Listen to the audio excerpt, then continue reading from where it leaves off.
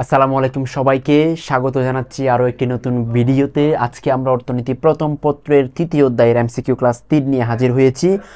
তোমাদের দায়িত্ব থাকবে প্রতিটা এমসিকিউ বুঝে বুঝে সলিউশন করা।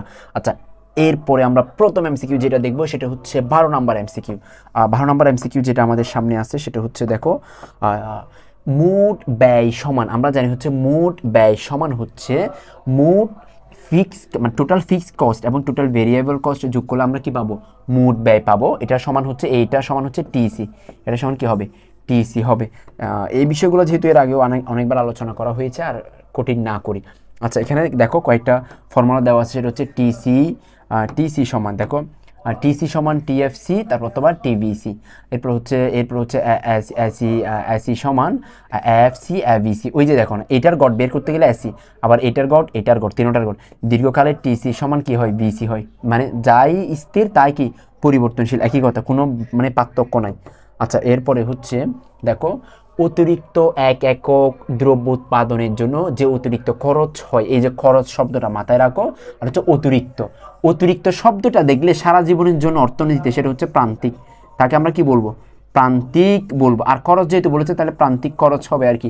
এখন অ্যান্সার কি আছে জানি না, মোট, তার মানে প্রান্তিক খরচ এখানে 4 নম্বরে আছে, এই তো অ্যান্সার।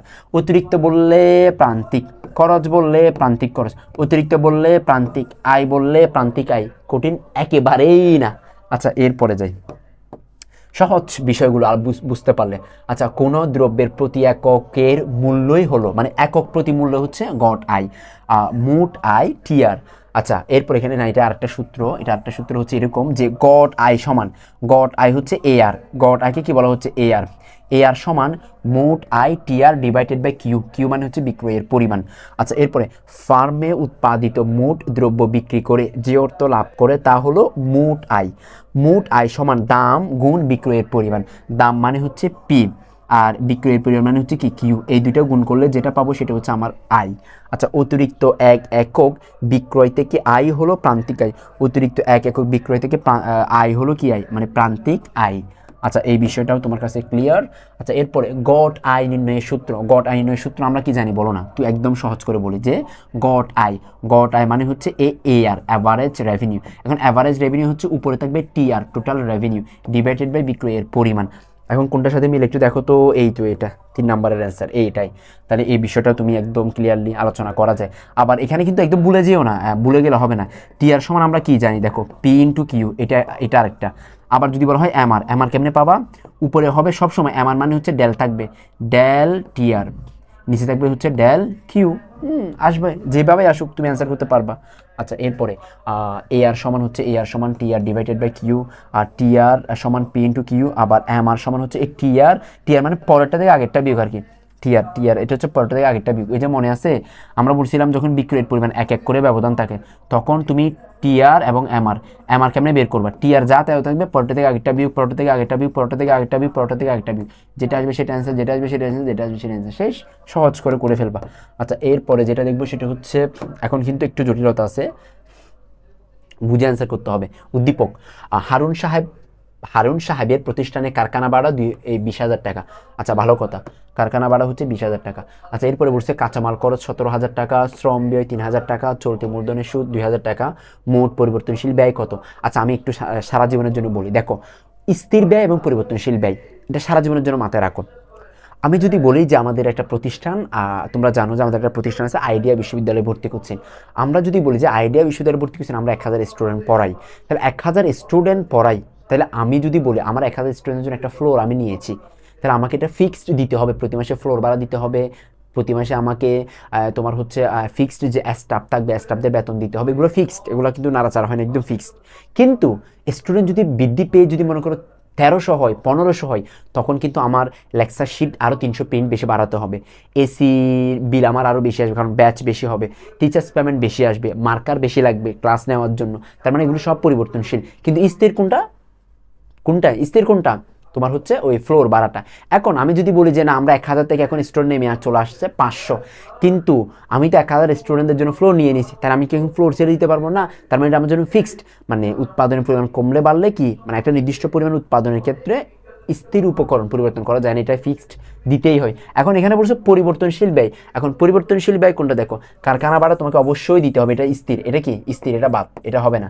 আচ্ছা কাঁচামাল খরচ হচ্ছে 17, শ্রম ব্যয়, কাঁচামালের উৎপাদন বাড়ালে শ্রমও বাড়বে, তাহলে 17,000 যোগ 3,000 20,000, মূলধন খরচ মানে মূলধনের জন্য সুদ দিচ্ছ 2,000, তাহলে 22,000 অ্যান্সার আছে, এই তো 2, তাহলে 22,000 অ্যান্সার কত হবে 2। এখানে না বুঝার কোনো কারণ নেই, বিষয়টা বুঝছো। স্থির মানে তুমি তোমার বাসা দিয়ে চিন্তা করো না, যেমন রমজান মাসে তুমি বাসায় থাকো না কিন্তু বাসা ভাড়া দিতে হয়, মনে করো সর্বোচ্চ থাকো 15 দিন, তো বাকি 15 দিন থাকো না, বাড়িওয়ালা কি বলে যে আমাকে 15 দিনের ভাড়া দিয়ে না, ওনাকে 1 মাসে দিতে, কারণ এটা ফিক্সড, এটা স্থির। এখন বাসায় মেহমান, মনে করো তোমরা মানুষ আছো 5 জন, 5 জনের জন্য খাবার দাবার, এখন এই মাসে মেহমান একটু বেশি আসছে, তার মানে তোমার ডেইলি খরচের পরিমাণ, মেহমানদারির খরচের পরিমাণটা বাড়বে, তার মানে খাবার দাবারের পরিমাণটা বাড়বে। কেন? ওইটা হচ্ছে মানুষের উপর নির্ভরশীল, মানুষ বাড়লে কমলে তুমি পরিবর্তন করতে পারবা, কিন্তু ফ্লোর পরিবর্তন করতে পারবা না, এটা হচ্ছে স্থির ব্যয়। আচ্ছা এরপরে যাচ্ছি হচ্ছে আমরা কত নম্বরে, ব্যাখ্যাগুলো একটু দেখি। দেখো উৎপাদনের সাথে সম্পর্কিত মোট পরিবর্তনশীল ব্যয়, উৎপাদনের সাথে সম্পৃক্ত মোট পরিবর্তনশীল ব্যয়। এরপরে হচ্ছে উৎপাদন বন্ধ থাকলে বহন করতে হয় না পরিবর্তনশীল ব্যয়। হ্যাঁ, উৎপাদন না করলে পরিবর্তনশীল ব্যয় নেই। বাসায় যদি কেউ না থাকে তাহলে খাবার দাবারের কোনো খরচ নেই, কিন্তু রুমের ভাড়া দিতে হবে, ফ্লোরের ভাড়া দিতে হবে, বাসা ভাড়া দিতে হবে। উৎপাদন বন্ধ থাকলেও যে ব্যয় বহন করতে হয় সেটা হচ্ছে স্থির ব্যয়। এই দেখছো, খেয়াল করছো, এটা হচ্ছে কম বেশি পরিবর্তন করা যায়, কিন্তু এটা পরিবর্তন করা যাবে না। আচ্ছা এরপরে বলি, এরপর হচ্ছে দেখো গড় ব্যয়, এটা হচ্ছে গড় ব্যয় এসি এবং এমসি হবে কখন, এটা কিন্তু এর আগে বলছিলাম যে গড় ব্যয়, এই যে এই এসি সমান এমসি হয় কখন, এসি সমান এমসি হয় কখন, যখন এসি সর্বনিম্ন হয়, যখন এসি কি হয় সর্বনিম্ন হয়, এটা কিন্তু এর আগে দেখিয়েছিলাম, এখানে আর আলোচনা না করি। আচ্ছা এরপরে হচ্ছে দেখো পণ্য ও সেবার প্রতি একক ব্যয়কে বলা হচ্ছে গড় ব্যয়, যখন এসি সর্বনিম্ন হয়, এসি সমান এমসি হয়, ইউ আকৃতির মতো হয় এসি রেখা, এমসি রেখা যে হারে বাড়ে এসি রেখা সে হারে বাড়ে না, সেই জন্য এমসি গ্রেটার দেন এসি হয়। এসি ও এমসি রেখার মধ্যে সম্পর্ক হচ্ছে এসি গ্রেটার দেন এমসি, আবার এমসি সমান এসি হয়, আবার এমসি কি হয়, এমসি বেশি হয় এসির তুলনায়। গড় ব্যয় রেখা ঊর্ধ্বগামী হলে এমসি গ্রেটার দেন এসি হয়। এইগুলো প্রতিটা ব্যাখ্যা আমি আমাদের ভিডিও সিরিজগুলোতে বলেছি, যেগুলোতে টপিক ভিত্তিক, ওখানে ভিডিওগুলো দেখে নিও, অথবা আমাদের অনলাইন ব্যাচের অফলাইন ব্যাচের প্রতিটা ক্লাসে আমরা এই বিষয়গুলো একেবারে কঠিনে আলোচনা করি, এগুলো কিন্তু আমরা ধরে ধরে আলোচনা করি। আচ্ছা ভূমির বৈশিষ্ট্য হলো নিচের কোনটি, দেখো ভূমির বৈশিষ্ট্য কি, আমরা জানি হচ্ছে ভূমির বৈশিষ্ট্য কি হতে পারে, ভূমি প্রকৃতির দান, হ্যাঁ আল্লাহ তাআলা দিছে, ভালো কথা, যুগান সীমাবদ্ধ, ভূমি বাড়ানো যায় না, উর্বরতা শক্তি পার্থক্য আছে, হ্যাঁ যেমন আমাদের চট্টগ্রামের মাটি আর রাজশাহীর মাটি দুটো তো সেম না, তার মানে অ্যান্সার হবে 1 2 3 1 2 3 সবগুলোই অ্যান্সার। আচ্ছা এরপরে যাচ্ছি হচ্ছে আমি পরবর্তীতে, দেখো প্রকৃতির প্রদত্ত যেসব বস্তু মানুষের অর্থোপার্জনে সাহায্য করে তাকে বলা হচ্ছে ভূমি। ভূমির যোগান সীমাবদ্ধ, ভূমি প্রকৃতির দান, আদিম ও অক্ষয় ক্ষমতা আছে ভূমির, উর্বরতা শক্তি পার্থক্য আছে ভূমির, ক্রমহ্রাসন প্রান্তিক উৎপাদন বৃদ্ধির প্রযোজ্য হচ্ছে ভূমির ক্ষেত্রে, আস্তে আস্তে উৎপাদনের পরিমাণ কমে যায়।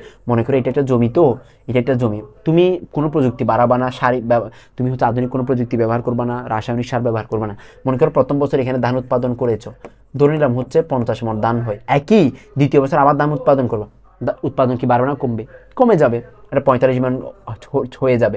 এরপর বছর আবার করবে, তারা আরও কমে যাবে। তার মানে এটা হচ্ছে ক্রমহ্রাসমান প্রান্তিক উৎপাদন বিধি কি হয়, কার্যকর হয়। ক্রমহ্রাসমান প্রান্তিক উৎপাদন বিধি কি হয়, কার্যকর হয়। আচ্ছা এরপরে যে বিষয়টা দেখাবো সেটি হচ্ছে দেখো অর্থনীতিতে ভূমি বলতে কি বোঝায়, এটা তো আলোচনা করেছিলাম। আচ্ছা না, এটা একটু উদাহরণ দিয়ে দেওয়া আছে। দেখো অর্থনীতিতে ভূমি বলতে কি বুঝাই, আমি একটু এপাশে ওপাশে নাড়াচাড়া করতে হচ্ছে, কারণ এটার অ্যাসাইনমেন্ট আমাদের অপারেটর যেভাবে ডিজাইন করছে, তোমাদের ভাইয়া উনি যেভাবে করছে ওভাবে নেওয়া। অর্থনীতিতে ভূমি বলতে বোঝায় ভূপৃষ্ঠ, নদ নদী, বাতাস। এক কথায় উত্তর, আল্লাহ তাআলা যা দুনিয়াতে আমাদের কল্যাণের জন্য দিয়েছে সব ভূমি, কোনো কথা ছাড়া। কিন্তু আমরা বলি ভূমি মানে হচ্ছে মাটি না, আমার পায়ের নিচে যা আছে সব না, আল্লাহ তাআলা যা দিছে, নদ নদী, গাছপালা, আকাশ বাতাস যা যা দিছে সব হচ্ছে ভূমি।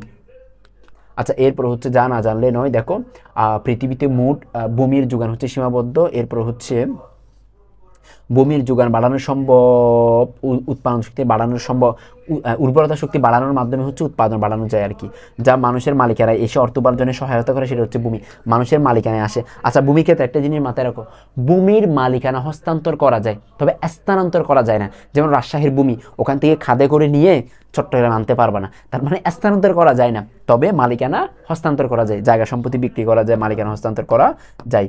আচ্ছা এরপরে যে বিষয়টা সেটা হচ্ছে, তোমরা যদি চাও যে আমাদের অফলাইন ব্যাচে যুক্ত হতে, আমরা আমাদের একদম প্রতিটি আমাদের শনি সোম বুধ রবি মঙ্গল বৃহস্পতি আলাদা আলাদা ব্যাচ শিডিউল থাকে, তুমি যুক্ত হতে পারবা।